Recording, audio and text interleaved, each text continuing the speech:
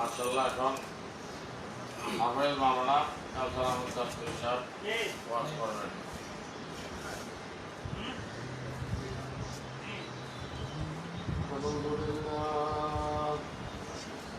الحمد لله رب العالمين والصلاة والسلام على رسوله الكريم وعلى آله وصحبه وأولياء ملته وعلماء أهل سنته أجمعين. أما بعد فقد قال الله تعالى في كلامه المجيد والفرقانه الحميد. شكري আমার সাথে সাথে محبت তেলাওয়াত করেন আউযু বিল্লাহি মিনাশ শাইতানির রাজীম.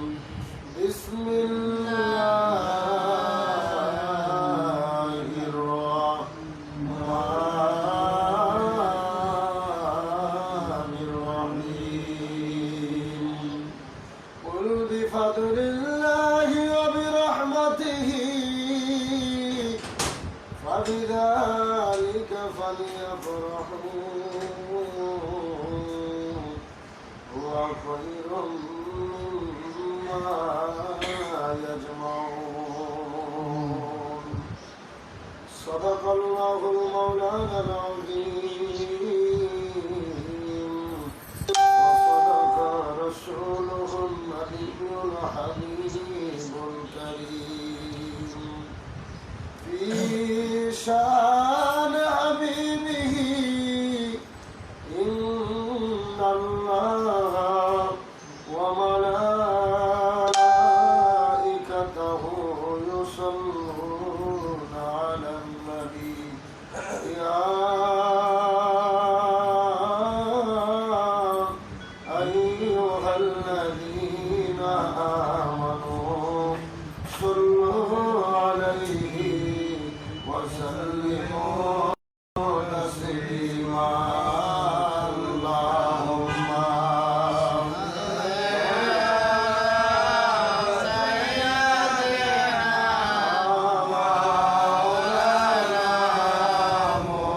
محمد وعلى سيدنا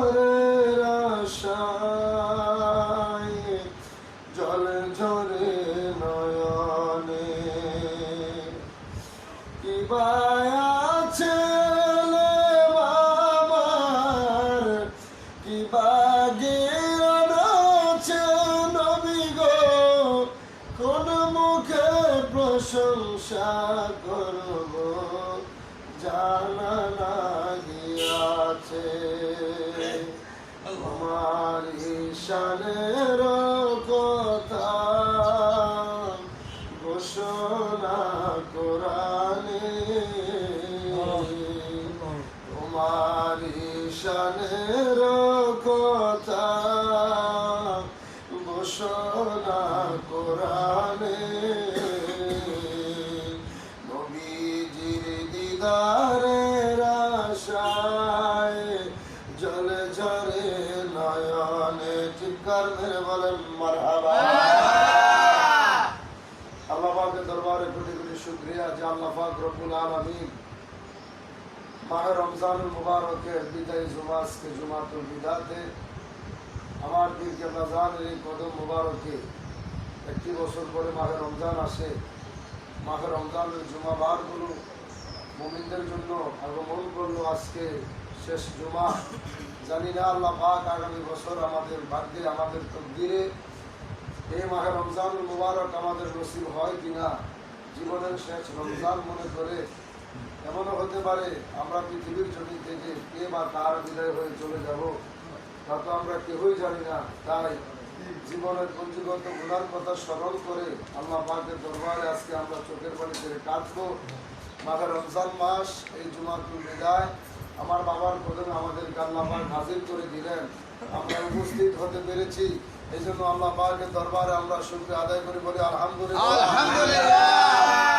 লক্ষ কোটি দরুদ ও সালাম সেই দয়াল নবী কুল কায়নাতের নবী জিন ইনসানের নবী আমার আপনার নবী আকা মাওলা তাজদারে মদিনা সরকারে দো আলম নবীকুল আম্বিয়া নূরে মুজাসসাম হুজুরে পুর নূর পাক সাল্লাল্লাহু আলাইহি ওয়াসাল্লামের রওজা মুবারকে অগণিত দরুদ ও সালাম ও চুম্বন সাল্লাল্লাহু আলাইহি ওয়াসাল্লাম।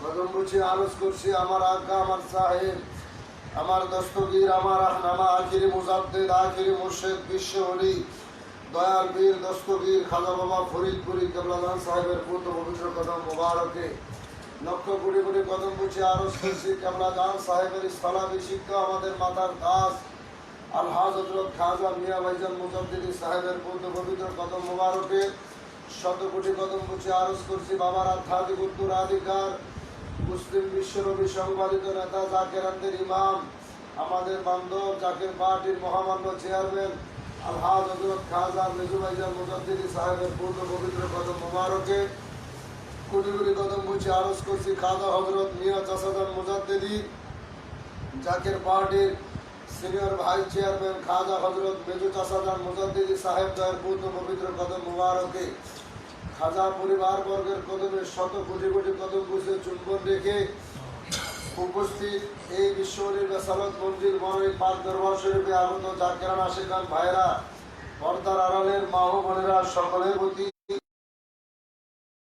সালাম আসসালাম ওয়া রাহমাতুল্লাহি ওয়া বারাকাতুহু। ওয়া আলাইকুম আসসালাম ওয়া রাহমাতুল্লাহি ওয়া বারাকাতুহু।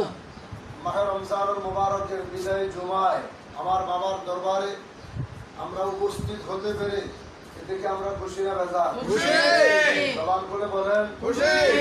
যারা দরবার শরীফ উপস্থিত আছি উপরে যারা আছেন, যদি আপনারা আজকের দিনটি হয়তো আপনারা এখনো বুঝেননি, কারণ আজকে যে দেখেন যত মসজিদ আছে বাংলাদেশে, যতই ভাইরাস থাকুক যত কিছুই থাকুক না কেন, আল্লাহর বান্দারা আল্লাহর দরবারে চোখের পানি ছেড়ে কেঁদে কেঁদে কিন্তু সমস্ত মসজিদগুলো আজকে মানুষের ভরপুর হয়ে যাবে। কারণ এই জুমা রমজান, একই তো রমজানুল মুবারক, দ্বিতীয়ত অন্যান্য বছরের মাসের ভিতরে জুমাবারটা কিন্তু শ্রেষ্ঠ, কিন্তু একই তো রমজান, দ্বিতীয়ত আজকে রমজানুল মুবারকের শেষ জুমা।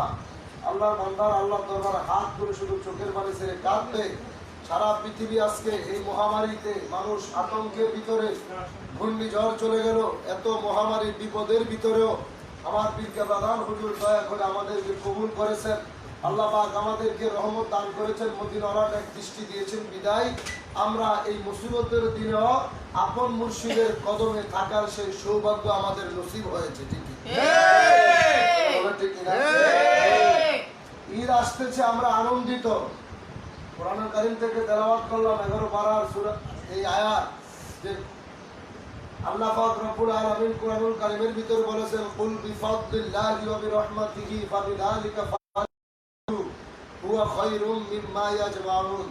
এই আয়াতটা আল্লাহ বললেন যে হাবিব আপনি আপনার উম্মতদেরকে বলেন তারা যদি আমার কাছ থেকে কোনো নিয়ামত পায় তাহলে তারা যেন আনন্দিত হয়, খুশি হয়, তারা যেন ঈদ উদযাপন করে। এটা আমার রাসূল সরকারে দু আলমের আগমন সম্পর্কে এই আয়াতটা আমরা রাসূলের মিলাদুন নবীর ক্ষেত্রে এটা ব্যবহার করা হয়। এরপরে আজকে এই যে ঈদ আসতেছে, ঈদ কেন? ঈদ কাদের জন্য? ঈদ হচ্ছে রোজাদারদের জন্য, যারা এক মাস সিয়াম সাধনা করেছে, যারা আল্লাহর ইবাদত করেছে, দিনের বেলা রোজা রাখছে, রাত্রিবেলা তারাবি নামাজ আদায় করেছে, সেহরি খেয়েছে, ইফতার করেছে, একটি মাস আল্লাহর হুকুম পালন করেছে, তাদের জন্য হয়েছে ঈদ। ঈদ মানে আনন্দিত হওয়া। আপনি ঈদুল ফিতর মানে ঈদুল ফিতর হচ্ছে এই ফেতরা দেওয়ার ঈদ। এটা হচ্ছে আল্লাহ পাকের বান্দা যারা রোজা রাখছে, রোজার কিছু হাদিয়া এটা ফেতরা দিয়ে গরিব দুঃখী মানুষের মাঝে বিলিয়ে দিতে হয়।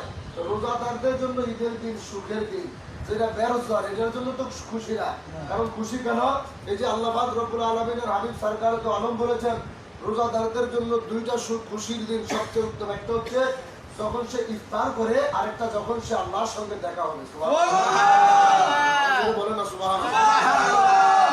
ইফতার করার সময় কেন আনন্দ? যে সারাদিন রোজা রাখার পরে তার কলিজাটা শুকিয়ে গিয়েছিল, তৃষ্ণায় কাতর হয়েছিল, সামনে এত হালাল রিজিক ছিল, তারপরে সে একটু রিজিক সে মুখে দেয় নাই। আল্লাহকে ভয় করে, আল্লাহর হাবিবকে ভালোবেসে, আল্লাহর হুকুম মান্য করে সে খাবার খেলো না। এই জন্য ইফতারটা তার সামনে আসে, তখন তো তৃষ্ণার্ত ব্যক্তির সামনে যদি পানি দেওয়া হয় সে কতটুকু খুশি হয়। কিন্তু বান্দা ইফতার সামনে কিন্তু ইফতার হাত দেয় না, ধরে না, হাত দিয়ে নাড়াচাড়া করে, কিন্তু মুখে স্পর্শ লাগায় না, মুখে লাগায় না। আল্লাহ তখন আমি আল্লাহর কাছে খুব ভালো লাগে। আল্লাহ পাক বললেন যে আমার কাছে তখন খুব মায়া লাগে, আমার কাছে অনেক তখন ভালো লাগে। আমি আল্লাহ তখন খুশি হই। আমি ফেরেশতাদেরকে ডাইকা ডাইকা দেখাই, এ ফেরেশতারা তোমরা তো আমাকে সৃষ্টি করতে নিষেধ করেছিলে আদম সন্তান, তারা ইবাদত করবে না, আজকে দেখো আমাকে দেখলো না, আমার হাবিবকেও দেখলো না, কিন্তু আমার কোরআনের কথাগুলো তারা মেনে, আমার রাসূলের কথাগুলো তারা গ্রহণ করে সারাদিন না খেয়ে রইল, সামনে খাবার পড়ে আছে, হাত দিয়ে নাড়াচাড়া করে, কিন্তু তারপরে খাবার মুখে দেয় না। ফেরেশতা সাক্ষী থাকো, এই সময়টা আমি তাকে ক্ষমা করে দিলাম। আল্লাহু আকবার। এই সময় যখন আমরা ইফতার করি তখন আমাদের একটা আনন্দিত হই না? চা দিয়ে করি, পানি দিয়ে করি, খেজুর দিয়ে করি।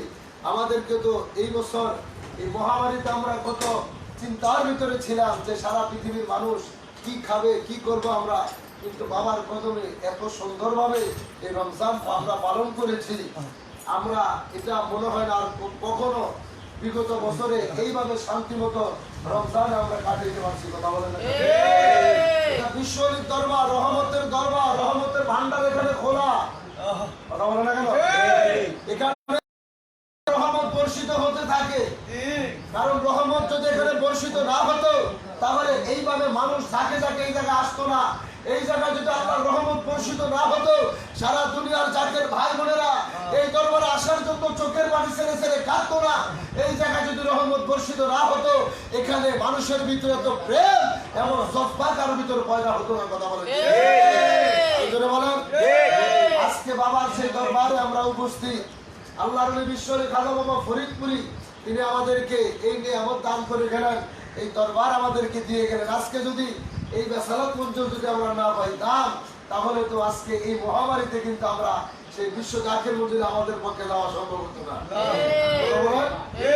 আমার কেবলা জানে বেসালাত মঞ্জুর করে দিয়ে গিয়েছে শত বাধার ভিতরেও, এই শত করোনা ভাইরাসের ভিতরেও, যদিও জাকের ভাইয়েরা কত দূর দূরান্ত থেকে দেখি ফেসবুকে তারা পোস্ট করে, তারা যদিও দরবারের ভিতরে ঢুকে না, কিন্তু এই মহামারীর ভিতরে বাইরে এসে তারা রাস্তায় দাঁড়িয়ে থেকে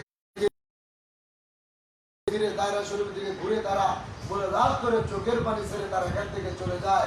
তাদের মনে একটা তৃপ্তি হয়, তাদের মনে একটা শান্তি যোগায় যে বাবার দরবারটা নিত্য দেখতে পারি। ঢাকা শহরে যারা আছে তারা কিন্তু আইসা প্রায় আমরা দেখেছি বাইরে থেকে আইসে এখানে জিয়ারত করে চলে যায়, এখানে দাঁড়িয়ে দাঁড়িয়ে চোখের পানি ছেড়ে আল্লাহ তাআলার হাত ধরে তারা চলে গিয়েছে। তাহলে আমার রমজান হুজুর এটা কিন্তু নিয়ামত হিসাবে আমাদের জন্য রেখে গেছে। হুজুর কেবলাদের এগুলো আগেই জানতো যে কি ঘটবে, পরিস্থিতি কেমন হবে? আজকে এই জুমাতুল বিদায় আল্লাহ পাকের হুকুম আমরা মাথায় করে মাহে রমজানের রোজাগুলো রেখেছি।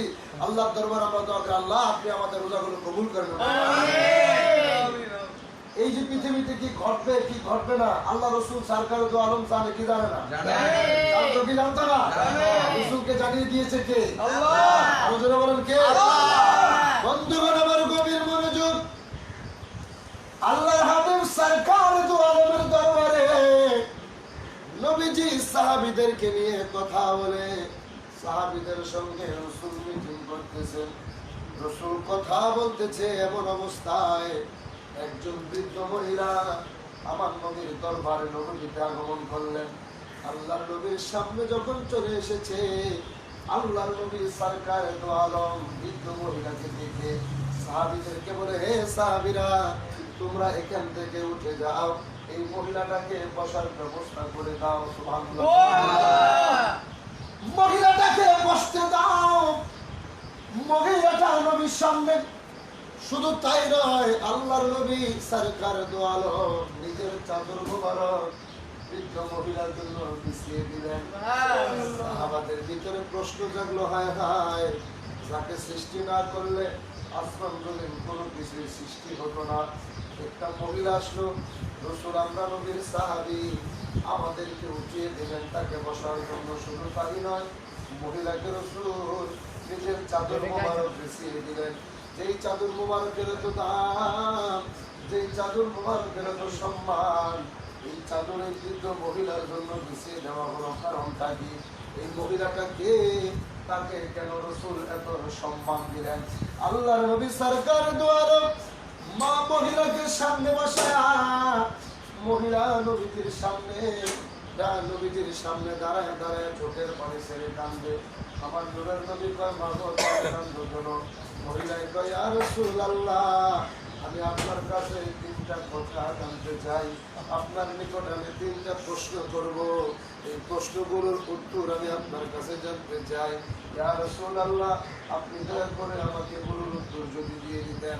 আল্লাহর নবী কয়, কি প্রশ্ন গো? মহিলাটা কয়, ইয়া রাসূলুল্লাহ, আমার নবী, আমার সর্বপ্রথম কথা হলো, আপনি শিশুবেলায় যখন আপনার মার গর্ভ মোবারক থেকে উদর মোবারক থেকে পৃথিবীর জমিন আগমন করলেন, আপনার মায়ের মুখের দুধের ভিতর আপনি মুখ লাগাইলেন না, আপনি দুধ পান করলেন না। ইয়া রাসূলুল্লাহ, আপনাকে লালন পালন করার জন্য মক্কা নগরীর ভিতরে খবর ছড়িয়ে দেওয়া হয়েছিল, এই আছে আপনাকে দুধ পান করাবে, এই আছে আপনাকে দুধ পান করে আপনার সেবা যত্ন করবে। নবী গো, আপনার বাবা ছিল না, আপনাদের টাকা পয়সা মানুষকে তত দিতে পারবেন না বলে মক্কার কোনো মানুষ আপনাকে দুধ পান করাইতে রাজি হলো না। ইয়া রাসূলুল্লাহ, আমি একদম শুকনা মানুষ ছিলাম, আমার শরীরে কোনো বস্তু ছিল না, না খেয়ে থাকতে থাকতে আমি একদম দুর্বল একটা মানুষ ছিলাম। আমার ঘরে অভাব ছিল, ইয়া রাসূলুল্লাহ, আমার ঘরে সন্তান ছিল, তারপরও আমি এক লোকমা খাবারের জন্য আমি আপনার বাড়িতে গিয়েছিলাম আপনাকে দুধ পান করাইবার জন্য। আমার নবী, আমি জানতে চাই, ইয়া রাসূলুল্লাহ, আমার স্থলগুলো শুকিয়ে গিয়েছিল, আমার শরীরের ভিতরে রোগা হয়ে গিয়েছিলাম, হাড্ডিগুলো দেখা গিয়েছিল, গোস্ত ছিল না। আপনার ঘরে গিয়ে আপনার হুজরা শরীফে যাওয়ার পরে সেই মুহূর্তে আপনি রসুলকে আমি আমার কোলের ভিতরে নিয়েছি, সঙ্গে সঙ্গে আমার শরীর পুষতে ভরপুর হয়ে গেল, আমার শুকনো স্তরের ভিতরে দুধ আসতে শুরু করলো। আরো ধরে বলবো, ইয়া রাসূলুল্লাহ, এই ঘটনা ঘটার কারণ কি আমি জানতে চাই নবী গো। আপনি রসুলকে, তখন তো আপনি শিশু, আপনাকে আমি কোলের ভিতরে নিয়েছি, কোলে নেওয়ার পরে আপনি যখন আমার কোলের ভিতরে আপনার মুখ মোবারক লাগাইলেন, আল্লাহ পাকের কুদরতে আমার শুকনো স্তন থেকে দুধ বের হতে শুরু হলো, আমার রোগা শরীরটা স্বাস্থ্যে মোটা তাজা হয়ে গেল কেন ইয়া রাসূলুল্লাহ? আমার নবী সরকার তো আরম্ভ করবো, তুমি যখন একটা শিশু সন্তানকে কোলে নিয়েছ, তুমি কি মনে করেছো মা আমি তখন শিশু, দুনিয়ার কোন সাধারণ যুবক না গো মা, দুনিয়ার সাধারণ শিশু নয়। আমি যখন তোমার কোলে ছিলাম তখনও আমি আল্লাহর নবী ছিলাম। আল্লাহু আকবার।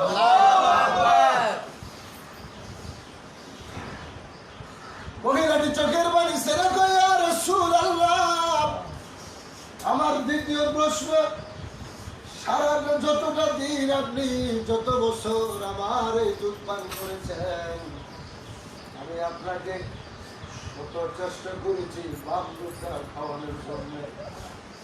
আপনাকে আমি যতই চাইতাম আপনি আমার ডান দুধের ভিতরে মুখ লাগাইতেন, আমার বাপ দুধ কখন আপনি খাইতেন না। নবী গো, শত চেষ্টা করেছি, শত পারাপারি করেছি, কিন্তু আপনি কোনোদিন আমার বামের স্থানে মুখ লাগান নাই। কেন ইয়া রাসূলুল্লাহ? ও মায়ার নবী, এই ঘটনাটা কেন আপনি করলেন? আমার নবী কয় মা গো, আমি তো রহমতাল লিল আলামিন, আমি সারা জাহানের জন্য রহমত, আমি কি করে আমি আমার দুধ ভাইয়ের হক নষ্ট করি?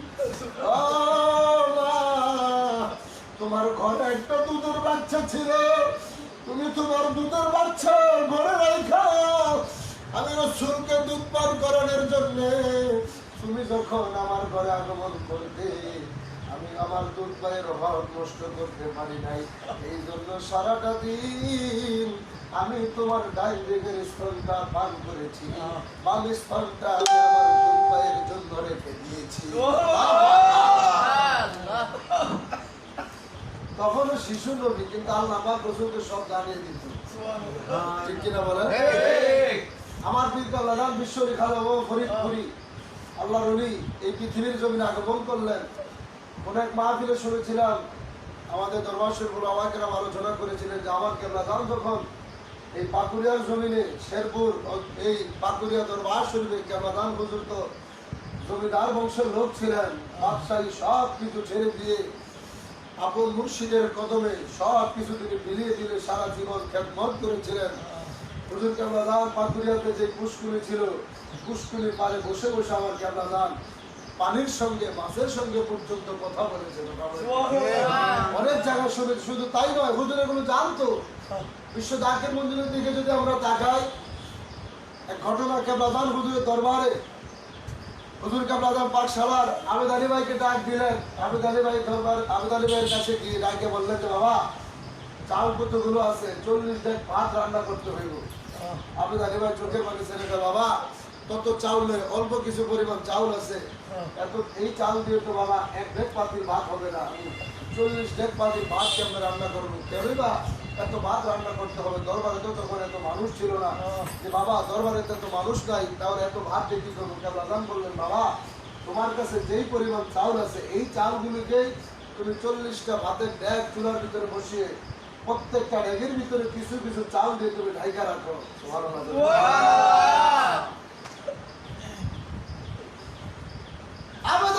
চিন্তা করে গেল, হায় হায়, এতগুলো চাল দিয়ে 40 ডেক ভাতে, 40টা ডেগের ভিতরে এই সামান্য পরিমাণ চাল দিয়ে কি হবে? এই 72 ডেগের এত বড় বড় ডেগ আমার বাবার দরবারে। আজকে বাংলাদেশের কত মানুষ, কত ওয়াহাবিবাদ বলেন, আমাজহাবিরা বলেন, যতই আমাদেরকে নোংরামি কথা বলুক না কেন, এই দৃশ্য তারা যখন দেখে, হায় হায়, এটা কেমন দরবার, এত হাজার হাজার ডেগের ভিতরে রান্না করা হয়, হাজার হাজার পাতিল দিয়ে রান্না হয়, এত মানুষ খাবার খায়, কিন্তু খাবার তো তাদের কমে না। এটা কোনো সাধারণ দরবার হতে পারে না। কথা বলেন আমার হুজুরকে আমরা আল্লাহ আমাদের কাছ থেকে বাজেট করে নিয়ে আসছে, ঠিক কিনা? এরকম ভাবে বাদশা হযরত সুলাইমান আলাইহিস সালামের জমানায় তিনি আল্লাহ দরবারে তিনি বললেন যে আল্লাহ, আমি একদিন আপনার এই সৃষ্টি জগৎকে আমি একদিন মেহমানদারি করতে চাই, আপনার 18,000 মাখলুকাতকে আমি একদিন খানা খাওয়াইতেছে, আপনি যদি হুকুম দিতেন আল্লাহকে তুমি পারবে না, আল্লাহ আমি একজন বাদশাহ, আমি একজন বাদশাহ, তৎকালীন বাদশাহ ছিল যে আমি পারবো, আমাকে আপনি একটু হুকুম দেন, আপনি আপনার সব মাকলুকাতদেরকে বলে দিবেন, আমি তাদেরকে একবেলা খানা খাওয়াবো, তারা যাতে আমার বাড়িতে এসে একবেলা খানা খেয়ে যায়। আল্লাহ সব মাকলুকাতদেরকে বলে দিলেন। তখন আল্লাহ বললেন তুমি তো পারবে না সুলাইমান, আমি পারবো। আল্লাহ পয়গম্বর হযরত সুলাইমান আলাইহিস সালাম সমস্ত মাকলুকাতের খাবার তিনি রান্না করলেন। মানুষের খাবার একদিকে, পশু পাখির খাবার, মাছের খাবার, সব পৃথিবীর সব মাকলুকাতের খাবার তিনি আয়োজন করলেন। বাদশাহ এত খাবার আয়োজন করে করে করে করে তিনি এবার সব যখন অ্যারেঞ্জমেন্ট করেছে, মানে উনি ভাবছে সবাইকে খাওয়াবেন, পাহাড় পরিমাণ খাবার তিনি তৈরি করেছেন। আল্লাহকে বলতেছে আল্লাহ এবার আপনি আপনার সৃষ্টি জগতের পশু পাখিদেরকে আপনি হুকুম করেন, তারা যেন এসে আমি সুলাইমানের দরবার থেকে খেয়ে যায়। আল্লাহ বললেন সুলাইমান তুমি কি প্রস্তুত? হ্যাঁ আল্লাহ আমি প্রস্তুত। আল্লাহ বলে সুলাইমান দুনিয়ার সব মাকলুকাতকে আমি পাঠাবো না, নদীর একটা মাছ আমি পাঠাইলাম, একটা মাছ পাঠাইলাম, তাকে তুমি ভালো করে মেহমানদারি করিও, তাকে তুমি তৃপ্তি সহকারে খাইয়ে দিও। নদীর মাছ বাদশাহ সুলাইমানের দরবারে, আল্লাহর পয়গম্বরের দরবারে আইসা কত পাহাড় পরিমাণ খাবার ছিল, সব খাবার মুহূর্তের ভিতরে খেয়ে শেষ করে ফেলল। মাছের জবাব আমাকে তুমি দাওয়াত করেছ, আমাকে তুমি মেহমানদারি করতে চেয়েছ, তোমার বাড়িতে আমি দাওয়াত খেতে আসলাম, খাবার দাও, খাবার তো আমার হয় না, তুমি আমাকে খাবার দাও। আল্লাহ পয়গম্বর চোখের পরেছেন, আল্লাহ দরবার হাত তুলে কেন, আল্লাহ গো ও রব্বুল আলামিন আমি সুলাইমান ভুল করেছি, আমি সারা দুনিয়ার মাখলুককে আমি একবার খানা খাওয়াইতে চেয়েছি গো আল্লাহ, কিন্তু তোমার খেলা বড়, তোমার কুদরত বুঝা বড় দায়, তোমার ক্ষমতা বুঝা বড় দায়, নদীর একটা মাছকে আমি ঠিক মতো মেহমানদারি করতে পারলাম না। আল্লাহ গো তুমি সমস্ত ক্ষমতার মালিক, তুমি সমস্ত জাহানকে মেহমানদারি করার মালিক, আমি সুলাইমানের পক্ষে সম্ভব না, তুমি আমাকে দয়া করে ক্ষমা করে দাও।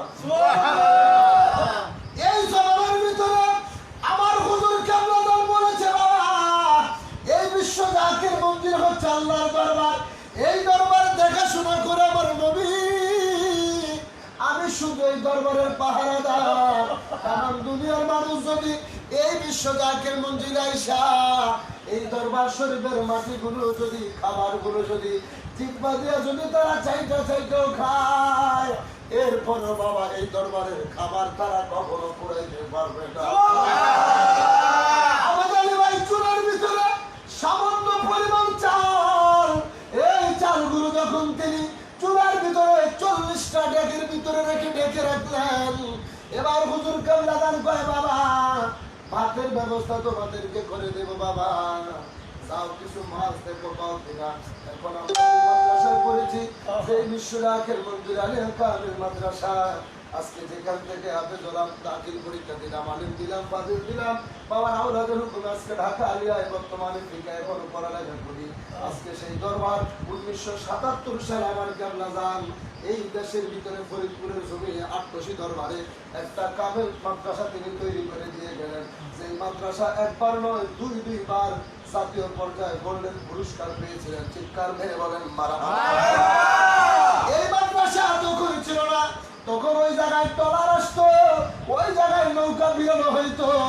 কত বছর আগের ঘটনা। হুজুর কেবলাদান কয় বাবা পুষ্করির পাশে গিয়ে কিছু পরিমাণ পানি আছে, এক জায়গায় একটু পানি আর এক জায়গায় পানি নাই, এইরকম ভাবে শুকনা রাখার ভিতরে হুজুর কয় তোমরা একটা জাল পাত অথবা যেগুলো দিয়ে মাছ ধরা হয়। হুজুর কেবলাদান বলে বাবা তোমাদেরকে জাল রাখতে বলেছি, রিজিকের মালিক আল্লাহ, আল্লাহ চাইলে কি না করতে পারে, আল্লাহ তো দিয়ে দিতে প্রস্তুত আছে। আল্লাহ বিশ্ব লিখানো ফরিদপুরের হুকুম মাথায় করে জাকের ভাইরা মাছ ধরার বস্তুগুলো ওই সামান্য পানির ভিতরে রেখে দিলেন। শুকনা জায়গায় এক জায়গায় একটু পানি আর এক জায়গায় পানি নাই। এইদিকে হুজুর কেবলাদান পাক সারা ভাইদেরকে বললেন বাবা তোমরা ভাতকে চুলায় বসিয়েছ, তারা চুলার ভিতরে 40টা ডেকের ভিতরে 40টা পাতিলের ভিতরে সামান্য পরিমাণ চাল তারা রেখে দিলেন। আল্লাহর ওলি বিশ্বরে খাদা ফরিদপুরের হুকুম মোতাবেক চূড়ার ভিতরে তারা 40টা ডেগের ভিতরে চাল রেখে দিলেন। এইদিকে বিশ্বরে খাদা ফরিদপুরি বললেন, আমি তোমাদেরকে মাছ আনার কথা বলেছি, এবার তোমরা মাছ নিয়ে আসো বাবা। মাছের ব্যবস্থা করে দিলাম, মাছ না হলে ভাত তোমরা খাবে কি দিয়ে? জাকের ভাইয়েরা কয়, বাবা চাল নয়তো আপনি পূরণ করে দিয়েছেন। ভাতের ব্যাগ তুলে দেখে সামান্য পরিমাণ চাল থেকে 40টা ডেগের ভিতরে ভাতে ভরপুর হয়ে আছে। চিৎকার মেরে বল সুবহানাল্লাহ। এবার জাকের ভাইয়েরা কয়, বাবা চাল থেকে আপনি ভাত আমাদেরকে তৈরি করে দিলেন, কিন্তু শুকনা জায়গার ভিতরে মাছ পাবো কোথায়? শুকনা জায়গার ভিতরে মাছ আমরা কোথায় পাবো? এইদিকে তারা যখন রওনা করেছে, আকাশ থেকে বৃষ্টি মেঘ ডাকা শুরু করে দিয়েছে। আসমানের ভিতরে বৃষ্টি ডাকা শুরু করেছে, খাড়া মারতেছে, ঝিলিক দিতেছে।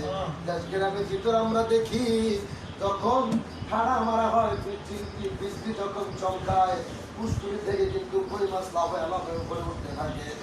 আল্লাহর খেলা বড় দায়। পুষ্কুরির পারে যখন আসমান থেকে বৃষ্টি চমকাইতে শুরু করলো, ওই মাছগুলো লাফায়া লাফায়া ঘুরতে ঘুরতে সেই জালের ভিতরে যায় ঢুকতে শুরু করলো। চিৎকার মেরে বলেন সুবহানাল্লাহ। জাকের ভাই যায় দেখে শত শত কই মাছ, হাজার হাজার কই মাছ জালের ভিতরে ঢুকে আছে। হুজুরজি বলেছে, বাবা আমি তোমাদেরকে জাল পাততে বলেছি, মাছ দেওয়ার মালিক আল্লাহ, রিজিকের মালিক আল্লাহ। আল্লাহর কি জানতো আমার মুরিদানদের জন্য আমি রিজিক বাজেট করে রেখেছি, তোমাদেরকে শুধু জাল পাতার কথা বলেছি, মাছ আল্লাহ তোমাদের কাছে পাঠায়। চিন্তা, এত খাবার খাইবো কি? এত খাবার, 40 ডেক ভাত, এত মাছ, দরবারে এত মানুষ নেই, এত খাবার খাবে কেনা? একটু পরেই দেখে গাড়ি কাফেলা করে বিশ্ব গায়কের মন্দিরের দিকে বড় বড় বাস কাফেলা করে মানুষগুলো দরবার শরীফের দিকে ঢোকা শুরু করেছে। জাকের ভাইয়েরা চোখের পানি ছেড়ে গেছে, রে আল্লাহর ওলির খেলা। তিনি তো আগেই দেখছে যে মানুষগুলো তার দরবার আসতেছে। আজকে যদি এই খাবার যদি আমরা রান্না না করতাম, তাহলে এই মানুষগুলো কত দূর থেকে কত কষ্ট করে এসেছে, তাহলে তো তারা কষ্ট পাইতো, খাবারের জন্য বসে থাকতো। এই জন্য বিশ্বরে খাজা ফরিদপুরি আগেই তাদের খাবারের ব্যবস্থা করে রাখতো। এইরকম অনেক ঘটনা আমার বাবার দরবারে। তাহলে আল্লাহর ওলিদেরকে আল্লাহ পাক এগুলো পূর্বে জানিয়ে দেয় পৃথিবীতে কি ঘটবে। আজকে দেখেন আমার বাবার আওলাদ, আমাদের মাতার দাস, জাকের পার্টির মহামান্য চেয়ারম্যান মহোদয়, যিনি এই জমিনে কি ঘটবে, কি ঘটতেছে, পৃথিবীর পরিস্থিতি সম্পর্কে কিন্তু আমাদেরকে আগেই সবকিছু তিনি ইঙ্গিত দিয়ে দিয়েছিলেন। কথা ঠিক কিনা বলেন? এগুলো সব কিন্তু আমাদেরকে আগেই জানিয়ে দিয়েছিলেন। যারা সতর্ক হয়েছিল, ভাইজানের প্রত্যেকটা কথা যারা মেনেছিল, এই মহামারীতে তাদের কোনো ভয় নেই। কারণ যদি ভাইজানের কথা তারা শুনে থাকে, তাহলে তাদের ঘরে খাবার আছে। কারণ আমাদের বান্ধব, আমাদের যিনি আমি, যাকে আমরা অনুসরণ করব, যার কথা মেনে আমরা চলবো, তিনি আমাদেরকে কিন্তু সবকিছু আগেই জানিয়ে দিয়েছেন এই পৃথিবী পরিস্থিতি সম্পর্কে।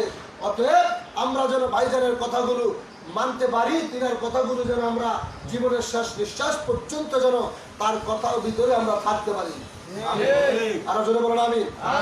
আজকে এই জুমাতুল বিদায় আমার বাবার দরবারে থেকে আল্লাহর দরবার আমরা দোয়া করবো, আল্লাহ পাক যেন আমাদেরকে যতদিন বাঁচি আমার বাবার এই প্রতিষ্ঠিত এই জাকের পার্টি নুহের তরিতে আমাদেরকে রাখেন। এই কদমে থেকেই যেন আমরা ইমানের সহিত শেষ নিঃশ্বাস ত্যাগ করতে পারি। এই দোয়া কামনা করে আমি আমার বক্তব্য শেষ করলাম। ওমা আলাইনা ইল্লাল বালাগ। আসসালামু আলাইকুম ওয়া রাহমাতুল্লাহি ওয়া বারাকাতুহু। মাশাআল্লাহ, মারহাবা।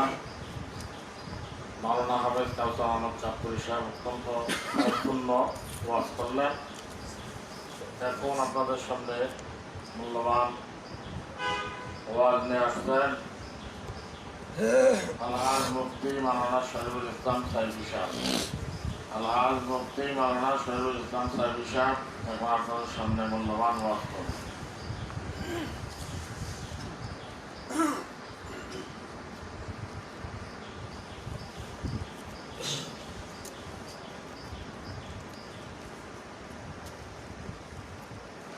الحمد لله رب العالمين والعاقبة للمتقين، الصلاة والسلام على أشرف الأنبياء والمرسلين وعلى آله وصحابه وأهل بيته وعلماء أهل سنته وأولياء ملته والعاشقين والذاكرين والحمد لله رب العالمين. وقد قال الله تعالى في كلامه المجيد وفي فرقان الحميد. যারা পারুন আমার সাথে সাথে পড়ুন أعوذ بالله من الشيطان الرجيم. بسم الله الرحمن الرحيم. يا أيها الذين آمنوا كتب عليكم الصيام كما كتب على الذين من قبلكم لعلكم تتقون. صدق الله المولانا العظيم وصدق رسوله النبي الكريم ونحن على ذلك من الشاهدين والشاكرين والحمد لله رب العالمين. إن الله وملائكته يصلون على النبي يا أيها الذين آمنوا صلوا عليه وسلموا تسليما. اللهم صل على سيدنا مولانا محمد وعلى آل سيدنا مولانا محمد. जमिए जमात तुम्हारे लिए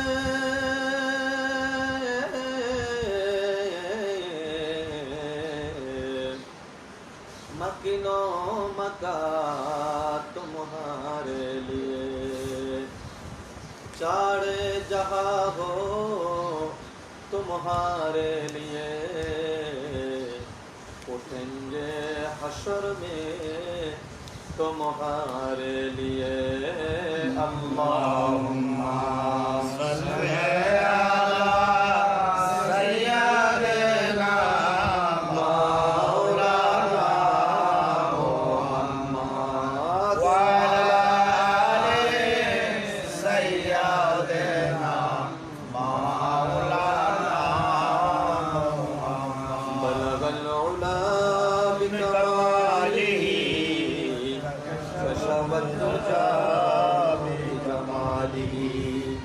حسنت جميع خصاله صلى عليه وآله.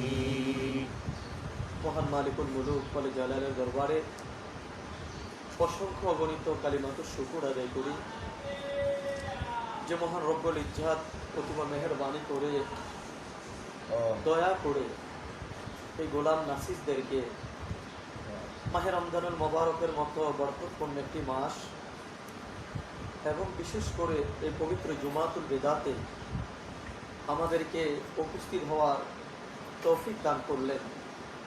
সে মহান প্রভুর দরবারে অবনত চিত্তে সকলে পড়ে আলহামদুলিল্লাহ।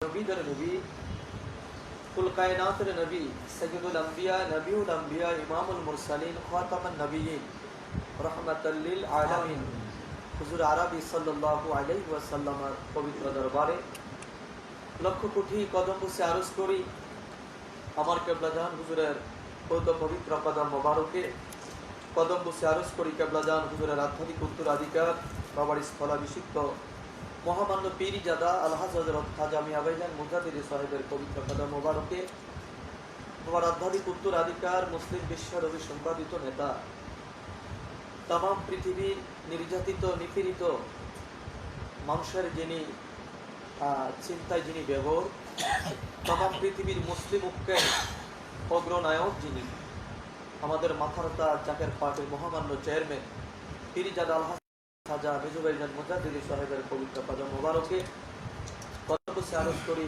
হযরত খাজা বড় সাসামিয়া মুজাদ্দিদি, হযরত খাজা মিরু সাসামিয়া মুজাদ্দিদি এবং খাজা পরিবারের সম্মানিত সকল সদস্য এবং সদস্যবৃন্দের প্রত্যেকের কদম মোবারকে। মুআজ্জিজ মুহতারাম, আশিকান জাকেরান, ভাই এবং বোনেরা, দেখতে দেখতেই মাহে রমজানুল মুবারকে আমরা একেবারে বিদায় লগ্নে এসে উপনীত হয়েছি। কথা বলুন ঠিক না? আজকে পবিত্র জুমাতুল বিদা, মাহে রমাদানুল মুবারকের শেষ জুমা। এই দিনটা আমরা আর কখনো ফিরে পাবো কিনা আমাদের কারো কি জানা আছে? আমাদের কারোই জানা নেই। সুতরাং আমরা জানি না আমাদের কার কখন মৃত্যু পরোয়ানা এসে যায়, কিন্তু আমাদের এই মুহূর্তে এই জুমাতুল বিদায় বা মাহে রমজানুল মুবারকের আর দুটি দিন বা একটি দিন যাই থাকুক না কেন, একটি কথা না বললেই নয়। আমি আপনাদেরকে এবং লাইভ অনুষ্ঠান চলছে, যারা অনুষ্ঠান দেখতে পাচ্ছেন সকলের উদ্দেশ্য করে বলছি, আমরা অনেক সময় হতাশা প্রকাশ করি, যদি 30টা রোজা হতো, 29টা না হয়ে যদি 30টা রোজা হতো। এই হতাশার কোনো কারণ নেই, এই হতাশাটা করা ঠিক নয়। কেননা আল্লাহ পাক বলেছে তোমরা মাহে রমাদানুল মুবারকের 31 মাস রোজা রাখো। এখন 29 দিনের মাস দেয় কে? আল্লাহ। 30 দিনের মাস দেয় কে? আল্লাহ। সুতরাং যদি 29টি রোজা হয়, 1 মাস রোজা রাখার সওয়াব ইনশাআল্লাহ আল্লাহ পাক আমাদেরকে দিবেন। যদি 30টি হয় তাহলে 30টি, এর মানে 1 মাস। আল্লাহ পাকের সাথে আমাদের সাথে যে কন্ট্রাক্ট, ইমানি যে কন্ট্রাক্ট চুক্তিটা হয়েছে মুমিনদের জন্য, এর মধ্যে একটি কন্ট্রাক্ট হলো ঈমান আনার পরে আমরা সাওম রমাদান, আমরা রমাদান মুবারকের একটি মাস আমরা রোজা রাখবো। তো সেটা 29 দিন হোক আর 30 দিন হোক, এটা কোনো ফ্যাক্টর নয়। মূল বিষয়টা হলো 1 মাস এই রমাদানুল মুবারকের রোজা রাখা। সুবহানাল্লাহ। যদি 29টা রোজা হয়ে রবিবার যদি ঈদ হয়, এটা আমাদের জন্য উত্তম। যদি 30টা হয়, এটা আমাদের জন্য উত্তম। আমরা 1 মাস রোজা রাখার সওয়াব ইনশাআল্লাহ আমরা পাবো। মারহাবা বলুন। প্রিয় ভাইয়েরা, আজকের জুমার যেই মূল প্রতিবদ্ধ বিষয় পদ্ধতি যে আলোচনা এসেছে সেটা হলো পবিত্র ঈদুল ফিতরের যে আদব, সে আদব সম্পর্কে। আমরা মাহে রমজানুল মুবারকের সুদীর্ঘ একটি মাস আমরা সিয়াম সাধনা করি। আল্লাহ বলেছে আমি তোমাদেরকে মুমিনদের উপরে কুতিবা আলাইকুমুস সিয়াম, তোমাদের উপরে রোজাকে ফরজ করে দিয়েছি, কামা কুতিবা আলাল্লাযিনা মিন ক্বাবলিকুম, যেমনি ভাবে পূর্ববর্তী নবীদের উপরেও রোজাকে ফরজ করা হয়েছিল। সুবহানাল্লাহ। কেন? লাআল্লাকুম তাত্তাকুন, যেন তোমরা তাকওয়া অর্জন করতে পারো। সুবহানাল্লাহ। এখন আজকে আমাদের বাবার সময়, আজকে আমাদের একটি মাসের হিসাব নিকাশগুলো একত্র করে আমাদেরকে দেখা দরকার। এই যে প্রায় একটি মাস 28টি দিন আজকে চলে যাচ্ছে, চলে গেল, আমরা এই 28টি দিনের মধ্যে আমরা কয়টা মিথ্যা কথা বলেছি? আমরা কি কোন অপরাধের কারণে আমাদের এই আল্লাহ পাক বলেছে আল্লাহ তুমি তাকওয়া, যেন তোমরা ফরজগারি তাকওয়া অর্জন করতে পারো, কোন অপরাধের কারণে আমার ওই তাকওয়াটা নষ্ট হয়ে যাওয়ার সম্ভাবনা আছে? এই যে বিশ্লেষণগুলো পুরো একটা মাসে করে ইল্লামান তাবা, এই মাহে রমজান থাকতেই তওবা করে, তওবা করুন, তওবা করে আমানা এবং আবার দৃঢ়তার সাথে ঈমানকে মজবুত করে, এবং যেই একদিন হোক অপর বা 2 দিন হোক কাবিল আমালান সালেহা, ওই বাকি দিনগুলোতে আমরা ঈমান মজবুত করে আমরা আবার আমল শুরু করে দেব। সুবহানাল্লাহ। প্রিয় ভাইয়েরা, রাসূল আরবি সাল্লাল্লাহু আলাইহি ওয়াসাল্লাম ইরশাদ করেছেন, যারা মাহে রমাদানুল মুবারক মাস পেল অথচ তারা গুনাহ মাফ করতে পারলো না, তাদের চাইতে বদবক্ত আর কেউ হতে পারে না। হযরত জিবরাইল আলাইহিস সালাতু ওয়াস সালামের মাধ্যমে আল্লাহ পাকের দরবার, রাসূল পাকের দরবার আল্লাহ পাক মেসেজ পাঠালেন, হাবিব, আমি আল্লাহ পাকের সিদ্ধান্ত যারা রমজান পেল অথচ রমজানের সম্মান কদর ইজ্জত করলো না, রমজানের পবিত্রতা যারা রক্ষা করলো না তাদের প্রতি আমি আল্লাহর নাআলত। রাসূল আরবি সাল্লাল্লাহু আলাইহি ওয়াসাল্লাম বললেন আমিন। এর মানে রাসূল চায় তাদের উপর নাআলত। এর মানে এই রমজানের যে মহত্ব, রমজানের যে গুরুত্বটা আমরা কে কতটুকু আমরা এটাকে আদায় করতে পেরেছি, কে কতটুকু আমরা ধরে রাখতে পেরেছি, কে কতটুকু আমরা আল্লাহ পাকের দরবারে চাইতে পেরেছি। এরপর আসবে হয়তো রাত পোহালে আসবে ঈদুল ফিতরের দিন। এরই মধ্যে আমাদের নতুন জামা কাপড় পরিধানের এবং আতর, টুপি, নতুন তাসবিহ যা যা দরকার সাজেন আমরা কিন্তু সেজে গুজে কথা বলুন, ঠিক না? কিন্তু ঈদুল আজহা আর ঈদুল ফিতর এটি কার জন্য? রাসূল আরবি সাল্লাল্লাহু আলাইহি ওয়াসাল্লাম বললেন,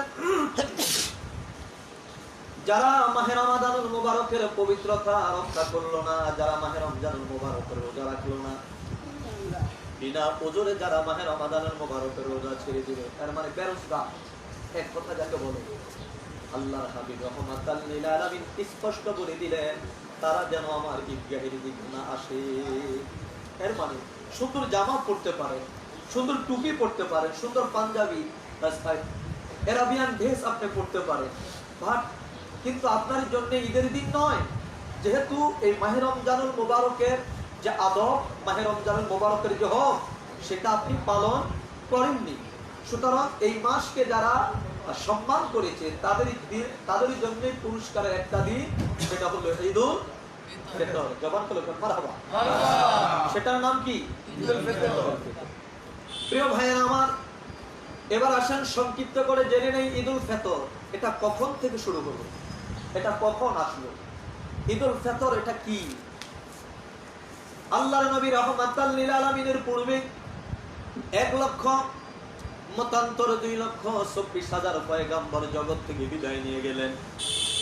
কোন নবীর জীবন আদর্শের মধ্যে ঈদুল ফিতর, ঈদুল আযহা খুঁজে পাওয়া যায় না। আল্লাহর নবী রাহমাতাল লিল আলামিন জগৎ আগমন করলেন, তখন ইসলামের ইতিহাসের মধ্যে আমার প্রিয় ভাইয়েরা ঈদুল আযহা, ঈদুল ফিতরের কোনো খবর পাওয়া যায় না। আল্লাহর নবী রাহমাতাল লিল আলামিনের নবুয়তের প্রকাশ হলো দীর্ঘ 13টি বছর। আমার নবী রাহমাতাল লিল আলামিন মক্কার অলিতে গলিতে ঘুরে ঘুরে ঘুরে ঘুরে ঈমানের দাওয়াত দিলেন, কালিমার দাওয়াত দিলেন। ইসলামের ইতিহাসের মধ্যে তখন ঈদুল ফিতর বলতে কোনো ঈদ ছিল না, পাওয়া যায়। হুজুর আরবি সাল্লাল্লাহু আলাইহি ওয়াসাল্লাম মক্কা থেকে যখন তিনি মদিনাতুল মুনাওয়ারায় হিজরত যখন করলেন, ইয়াসরিবে যখন তিনি হিজরত করলেন, আল্লাহর নবী দেখতে পেলেন মদিনার কিছু আনসারেরা যারা নবমুসলিম আল্লাহর নবীকে যারা সাহায্য করেছিল, তারা আমার প্রিয় ভাইয়েরা দুটি দিন তাদের ছিল স্পেশাল। একটি দিন ছিল নওরুজ, আরেকটি নাম ছিল মিহারজান। এই দুটি দিন কিতাবে পাওয়া যায়। এই দুটি দিনে তারা বিশেষ আনন্দ উৎসবের আয়োজন তারা করত।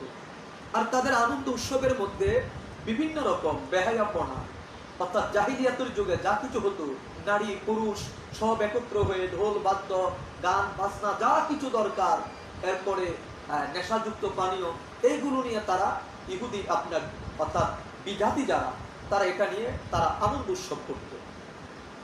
প্রিয় নবী রাহমাতাল লিল আলামিন মদিনায় যাওয়ার পরে ঠিক ওই বছরে ওই নওরুজ অনুষ্ঠান যখন আসলেন, মদিনার আনসারেরা পূর্বের নেয় তারা ওই অনুষ্ঠানের আয়োজন অনেকে তারা করলো। আবার এরই মধ্যে কিছু আনসার তারা বললো না, যেহেতু আমরা নতুন করে কালিমা পড়েছি, আমরা মূর্তি পূজা ছেড়ে এক আল্লাহর উপর আমরা ঈমান এনেছি, মুহাম্মদ রাসূলুল্লাহ সাল্লাল্লাহু আলাইহি ওয়াসাল্লামকে আমরা নবী হিসাবে মেনেছি, সুতরাং নবীজির অনুমতি ছাড়া কোন অনুষ্ঠানে আমরা যেতে চাই না। জোরে বলুন সুবহানাল্লাহ। নবীজির অনুমতি ছাড়া কোন অনুষ্ঠানে যেতে চাই না। তখন কিছু লোক ফিরে আসলেন আল্লাহর হাবিবের দরবারে, এসে বললেন, ইয়া রাসূলুল্লাহ, আজকে তো আমাদের ইসলাম গ্রহণের পূর্বে আমাদের দেশে আমাদের সমাজে এই দিনে একটি অনুষ্ঠান ছিল। যেমন আমাদের দেশে আমরা বাঙালি হিসাবে পহেলা বৈশাখ উদযাপন হয়, কথা বলুন ঠিক না? পহেলা বৈশাখ উদযাপন হয়, বিভিন্ন দিবস পালন হয়, বিভিন্ন দিবসে আনন্দ উৎসব হয়। আল্লাহর নবী রাহমাতাল লিল আলামিনের কাছে জানতে চাইলেন, ইয়া রাসূলুল্লাহ, আমরা কি অনুষ্ঠানে যাব কিনা? রাসূল আরবি সাল্লাল্লাহু আলাইহি সাল্লাম বললেন, ওই অনুষ্ঠানের কি ঘটে, ঘটনা বলো, তোমরা কোন ধরনের আনন্দ তোমরা করো। আল্লাহ বলেছেন, কুল বিফাদুলিল্লাহি ওয়া বিরহমাতিহি ফাবিযালিকা ফালিয়াফরাহু। আমি তোমাদেরকে হাবিব আপনি বলেন, যেদিন তোমরা আল্লাহর পক্ষ থেকে নিয়ামত প্রাপ্ত হয়েছো, রহমত পেয়েছো, ওই দিনটাকে তোমরা আনন্দের সাথে তোমরা গ্রহণ করো, ওই দিনে তোমার আনন্দ করো। মারহাবা বলেন। একজন মুমিনের আনন্দ কি হবে? একজন মুমিনের সবচেয়ে বড় আনন্দ, রাসূল সাল্লাল্লাহু আলাইহি সাল্লামের জীবন যদি দেখি, আল্লাহর নবী রাহমাতাল লিল আলামিনের দরবারে জিবরিল এসে বললেন, ইয়া রাসূলুল্লাহ, আজকের এই রাতে আল্লাহ পাক আপনাকে মেরাজে তিনি নিয়ে যাবেন, সফর করাবেন, ইসরা করাবেন, এরপর আল্লাহর দিদার আপনাকে নিয়ে যাবেন, আল্লাহ পাকের সাথে মহামিলন, এর চাইতে বড় আনন্দ আর কি কিছু হতে পারে না।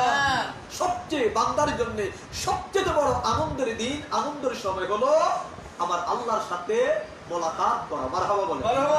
আর রোজা আমাদেরকে সেটাই শিক্ষা দিয়েছে। দুইটা আনন্দের সময়, একটা হলো ইফতারের সময়, আরেকটা হলো আপন মাসুকের সাথে, আপন মাওলার সাথে দিদারের সময়। মারহাবা বলেন। রাহমাতাল লিল আলামিন হুজুর আরবি সাল্লাল্লাহু আলাইহি সাল্লামের দরবারে জিবরিল বলল, হুজুর আল্লাহ পাক আপনাকে মেরাজে নেবেন। আল্লাহর নবী বড় আনন্দিত তিনি হলেন। এখন আনন্দ হয়ে আমার নবী সরকার দু আলম ঢোল বাদ্য তবলা হারমোনিয়াম নিয়া রং তামাশা নিয়া আল্লাহ রাসূল মাঠের ময়দানে নামে নাই, বরং আল্লাহর নবী রাহমাতাল লিল আলামিন সংবাদ পেয়ে ডাকতে বলল, জিবরিল রে, আমাকে একটু সময় দাও, আমি ওযু করব, ওযু করে আমি 2 রাকাত নফল নামাজ আমি আদায় করব। জোরে বলেন মারহাবা। হুজুর ওযু করলেন, ওযু করে তিনি 2 রাকাত নফল নামাজ। এর মানে একজন মুমিনের জন্য সবচেয়ে বড় আনন্দের সময় হলো মুমিন যখন আল্লাহ পাকের কুদরতি কদমে সিজদা দিবে, আর সিজদা দিয়ে যখন বলবে সুবহানা রাব্বিয়াল আ'লা, সুবহানা রাব্বিয়াল আ'লা, কারণ ওই সময় মুমিনের সাথে মহামিলন, মহা সাক্ষাৎ হয়। কার সাথে? আল্লাহর সাথে। এর মানে আনন্দ মানেই, একজন মুমিনের আনন্দ মানেই গান বাদ্য জাগতিক উৎসবের আনন্দ নয়। একজন মুমিন আল্লাহ রহমত পেয়ে আনন্দ করবে, আল্লাহ শুকরিয়া গুজার করবে। মারহাবা বলেন। আল্লাহর নবী রাহমাতাল লিল আলামিন ডাক দিয়ে বললেন, আনসারগণ তোমরা বলো ওই দিন কি হয়? তারা বলল, ইয়া রাসূলুল্লাহ, ওই দিন আমাদের দেশের সব মানুষগুলো এক জায়গা হয়, কি নারী কি পুরুষ, কি শিশু কি বালক কি বিদ্যা বনিতা সব একসাথে হয়। কারো পরনে ঠিক মতো বস্ত্র থাকে, কারো থাকে না। আবার সেখানে মদ জুয়া বিভিন্ন আসর সেখানে সাজে, যেটা বর্তমান আমাদের দেশে আমরা পহেলা বৈশাখ নামে যে মেলা হয় দেখতে পাই, ঠিক তদ্রুপ ভাবে অনুষ্ঠানটা হতো। আল্লাহর নবী রাহমাতাল লিল আলামিন বললেন, না তোমরা সেই অনুষ্ঠানে যাবে না, কারণ একজন মুমিনের এরকম কোন অনুষ্ঠান হতে পারে না, তোমরা অপেক্ষা করো। প্রিয় নবী রাহমাতাল লিল আলামিন অপেক্ষায় আছেন, আল্লাহর নবীর সাহাবীরা অপেক্ষায় আছেন। এর মধ্যে আল্লাহ তাবারাক তাআলা জিবরিলকে পাঠায়া সংবাদ দিয়ে দিলেন, হাবিব, মুমিনদের জন্য আমি আল্লাহ পাক 2টি দিন আনন্দের ঘোষণা করলাম। একটা দিন হলো আনন্দের ঈদুল ফিতরের দিন, 1টি মাস পিপাসিত থাকবে, থাকার পরে আমি আল্লাহ তাবারাক তাআলার পক্ষ থেকে একটি ঈদের দিন ঘোষণা করলাম, যে দিনটা হলো শাওয়ালের 1ম তারিখ, যে দিনের নাম হবে ঈদুল ফিতর। জবান করো মারহাবা। দিনটার নাম কি হবে? ঈদুল ফিতর। নাম্বার 1। নাম্বার 2, আরেকটি ঈদ আছে, সেটি হলো ঈদুল আযহা। সেটি কোন দিন? আল্লাহ পাকের দরবারে সবচেয়ে বড় আনন্দের। মারহাবা বলেন। সবচেয়ে বড় আনন্দের হলো ঈদুল আযহা। কেন? কারণ এই দিনেই আমাদের জাতির পিতা হযরত ইব্রাহিম আলাইহিস সালাতু ওয়াস সালাম ওনার প্রিয় পুত্র ইসমাঈল আলাইহিস সালাতু ওয়াস সালামকে নিয়ে মিনা ময়দানে গিয়েছিলেন। আল্লাহর রাহে সন্তানকে কুরবান করে দিবেন। মারহাবা বলেন। সন্তানকে কুরবানি করার জন্য হাত পা বেঁধে, চোখ বেঁধে, নিজের চক্ষুগুলো বেঁধে সন্তানকে জবাই করতে চায়। একবার দুবার ট্রাই করা হয়, সন্তানের গলা কাটে না, সন্তানকে জবাই করা যায় না। প্রিয় ভাইয়েরা, সন্তান জবাই হয় না। এরপর তিনি রাগান্বিত হয়ে তরবারিকে পাথরের উপর আঘাত করলেন। তরবারিটা এতই ধারালো ছিল, পাথর দ্বিখণ্ডিত হয়ে যায়, কিন্তু হযরত ইসমাঈল আলাইহিস সালাতু ওয়াস সালামের একটি পশম পর্যন্ত কাটা যায় না। আমার প্রিয় ভাইয়েরা, এবারে তিনি আবার চোখ বন্ধ করে চোখটা বেঁধে আবার তিনি গলার মধ্যে ছুরি লাগাইয়া দিলেন। আল্লাহর কুদরতে জান্নাতের দুম্বা এসে তরবারের নিচে পড়ে কোরবানি হয়ে গেছে। হযরত ইসমাঈল আলাইহিস সালাতু ওয়াস সালাম পাশে দাঁড়িয়ে আছে, বলতেন মারহাবা। কোরবানির হাত থেকে আপন সন্তানকে আল্লাহ পাক বাঁচিয়ে দিলেন। খুশি না বেজা? কথা বলেন। আল্লাহ রাহে কোরবানি করার জন্য আনলেন। আবার আমার আল্লাহ পাক জান্নাতের থেকে বাইরে আমার জান্নাতের থেকে দুম্বা দিয়ে হযরত ইব্রাহিমের কোরবানি তিনি পূর্ণ করলেন। অন্যদিকে আবার প্রিয় পুত্র হযরত ইসমাঈল আলাইহিস সালাতু ওয়াস সালামকেও তিনি আমার প্রিয় ভাইয়েরা হেফাজত করে দিলেন। এই যে আনন্দ, এই যে ত্যাগ, তার ত্যাগের মধ্যে যে শান্তি, আমার আল্লাহ পাক জানিয়ে দিল হাবিব ত্যাগের মহিমাতে শান্তি, ত্যাগের মহিমাতে আনন্দ হবে। আর সেই দিনটার নাম হলো ঈদুল আযহা। জবান খুলে মারহাবা।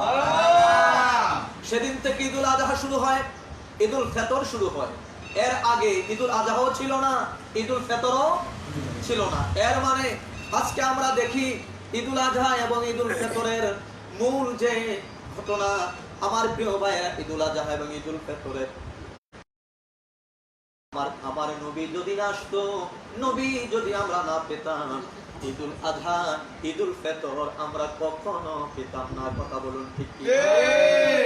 যার কারণে জগত সৃজন রে দেখো, চন্দ্র সূর্য তারা স্বর্ণ ভরে, আচয় চলনি চল ধরাধারে, নবী পদবিনে ভাব সবে মিছে।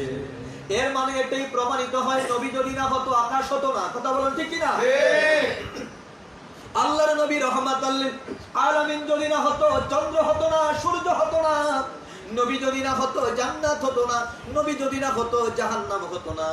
নবী যদি না হতো, কোরআন আসতো না। আমার নবী যদি না হতো, ওখানে কাবা আসতো না। আমার নবী যদি না আসতো, তাহলে মাহে রমাদানুল মুবারক রোজার মাস আমরা পেতাম না। আমার নবী যদি না আসতো, তাহলে আমরা সবে কদর পেতাম না। নবী যদি না আসতো, আমরা ঈদুল আযহা পেতাম না, ঈদুল ফিতর আমরা পেতাম না।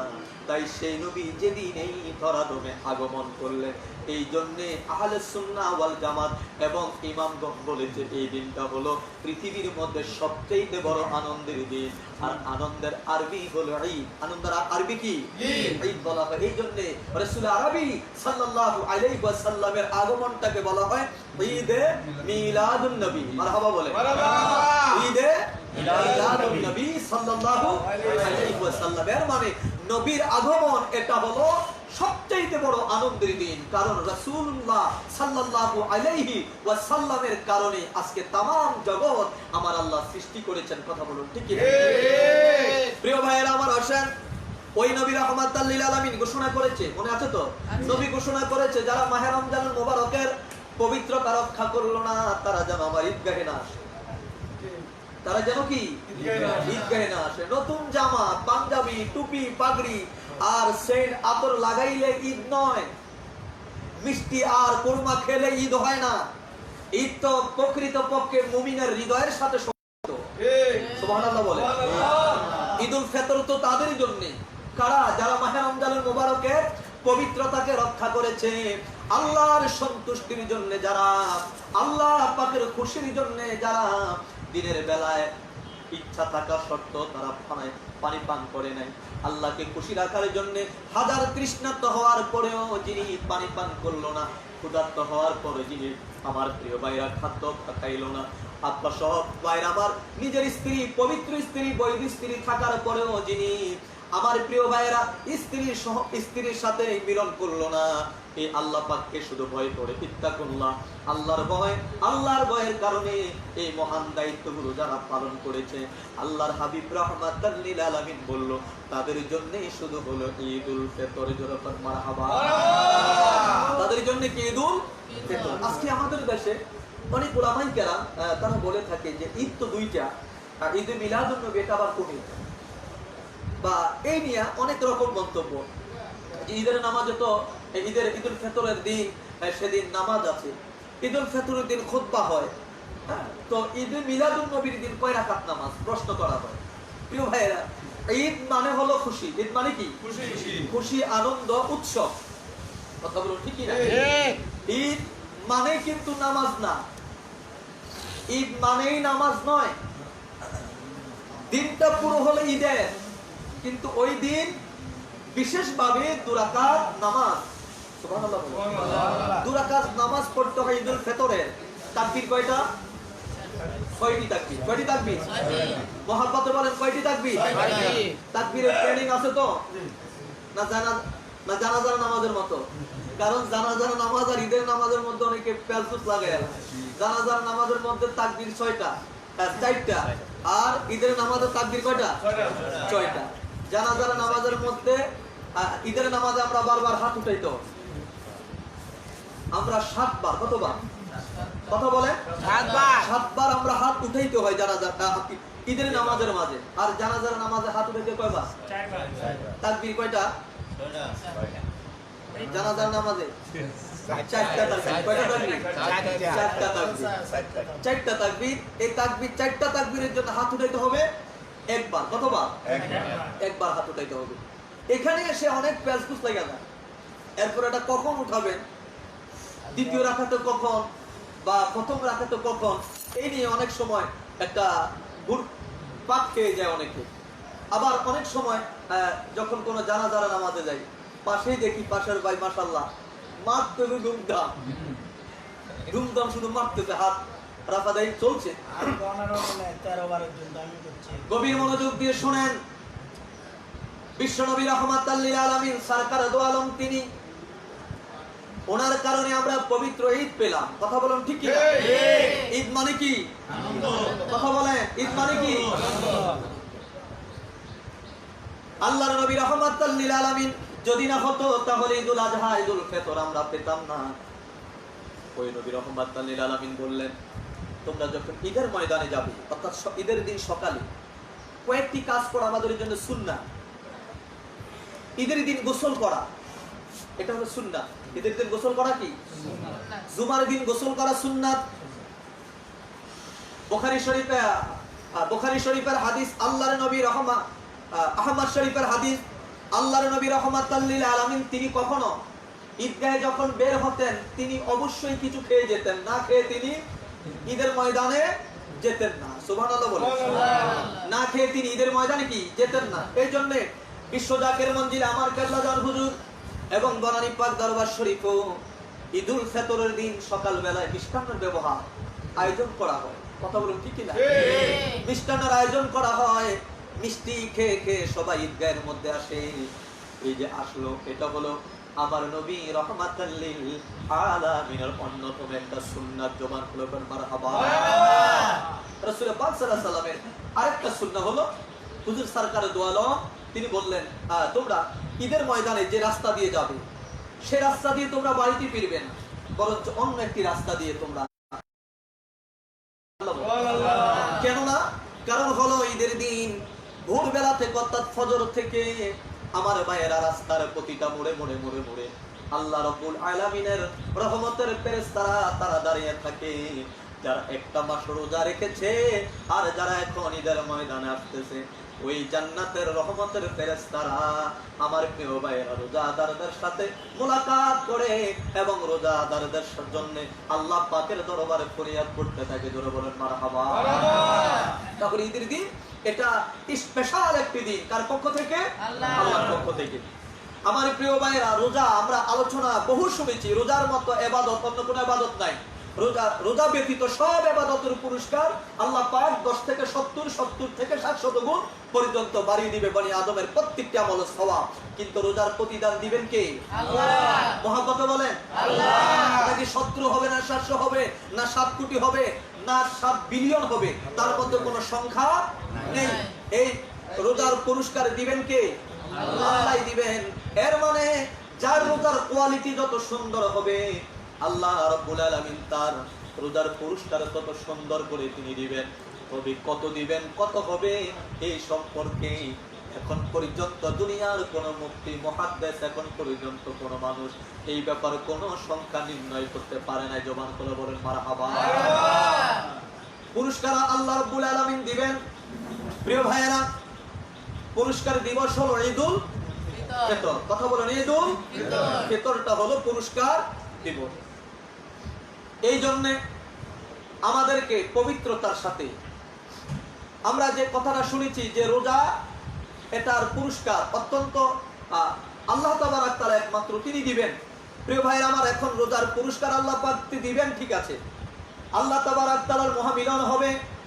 আমরা আলোচনা ইতিমধ্যে শুনেছি রোজা একমাত্র ইবাদত যে ইবাদতের মধ্যে কোনো প্রকার লোক দেখানোর কোনো ভাব নাই। কথা বলুন, ইচ্ছা করলেই আপনি ঠোঁট শুকাইতে পারবেন না, ইচ্ছা করে ঠোঁট ভিজাইতে পারবেন, ঠিক না বলো?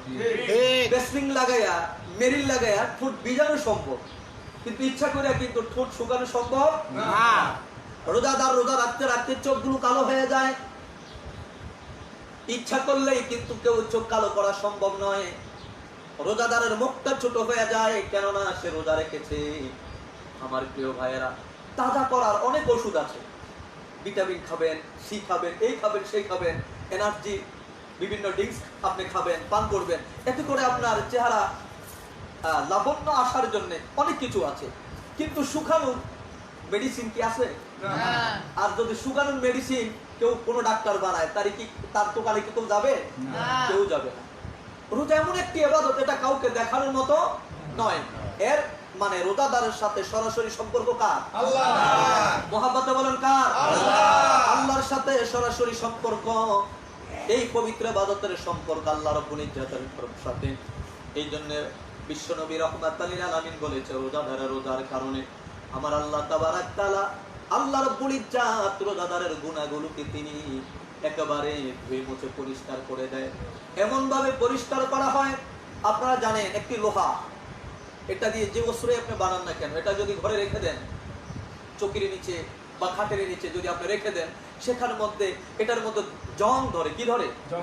জং ধরে, মরিচিকা ধরে এটাকে নষ্ট করে ফেলে।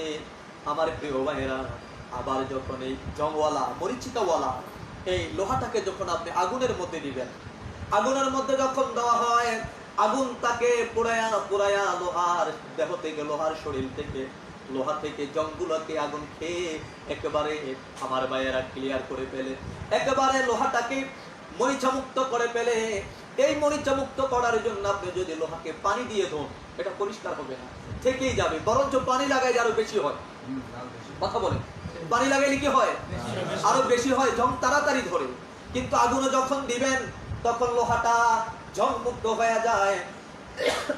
আমার প্রিয় ভাইয়ের, আমার রোজা বা রমাদান এর মানে হলো জ্বালিয়ে দেওয়া, পুড়িয়ে দেওয়া। কি জ্বালাবেন, কি পোড়াবেন?